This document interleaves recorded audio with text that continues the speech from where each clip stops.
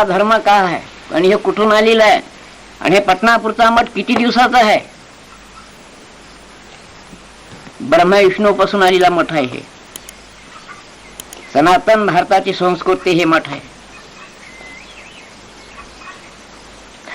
पूजा करायची, पाती करायचं, बाया घेऊन नाचवायचं नाही. हे परंपरा आध्यात्मिक ज्ञान आहे. आध्यात्मिक ज्ञान आहे, आत्मबोध आहे, आत्मचिंतन आहे, आत्मसाक्षात्कार आहे, आत्मानुभव आहे.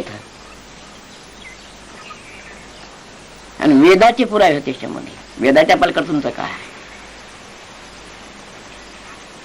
निराकार भक्ती आहे, सगुण भक्ती नाही, निर्गुण भक्ती आहे. हीच आपल्या भारताची सनातन ही चंद्रभागा, हीच चंद्रभागा आहे. ती नव्ह चंद्रभागा.